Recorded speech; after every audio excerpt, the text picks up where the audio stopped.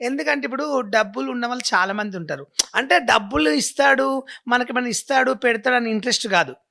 ఆపదలో ఉన్నప్పుడు ఒక మనిషికి ధైర్యం చెప్పడము, ఆపదలో ఉన్నప్పుడు ఒక మనిషికి హెల్ప్ చేయడము. ప్రతిసారి ఇప్పుడు ఒక్కసారంటే హెల్ప్ చేస్తారు. డబ్బులు కావాలంటే. రెండోసారి అంటే హెల్ప్ చేస్తారు. మూడోసారి. కంటిన్యూ జీవితాంతం హెల్ప్ చేయరు గదా! అట్లా కొంతమంది ఉంటారు లైఫ్‌లో.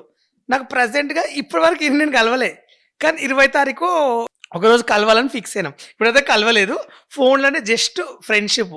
ఇప్పుడు ఈ నెల 20 తారీఖు మీ ఇద్దరి తొలి కలయిక జరగబోతుంది. అంటే కలవాలని అంటే ఇంటికి డైరెక్ట్ భోజనానికి రమ్మన్నాడు. వాళ్ళ ఫ్యామిలీ పిల్లలు గాని, వాళ్ళ ఫ్యామిలీ వాళ్ళు రీల్స్ చూస్తాడంట. రా ఇంటికి బాలని మంచి రెస్పెక్ట్ ఇస్తాను. నేనంటే ఆయనకు కొంచెం మంచి గౌరవం. తనంటే నాకు ఒక రెస్పెక్ట్. తనంటే నాకు బాగా ఇష్టం అన్నట్లు. అభిమానం. ఇప్పుడేందంటే ఇప్పుడు పెద్ద మనిషి ఇప్పుడు పెద్ద ఎమ్మెల్యే ఉన్నాడు. ఒక ఎంపీ ఉన్నాడు.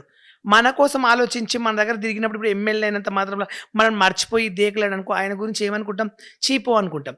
అంత రేంజ్‌లో ఉన్నా గూడా మన గురించి కూడా ఆలోచిస్తున్నాడు.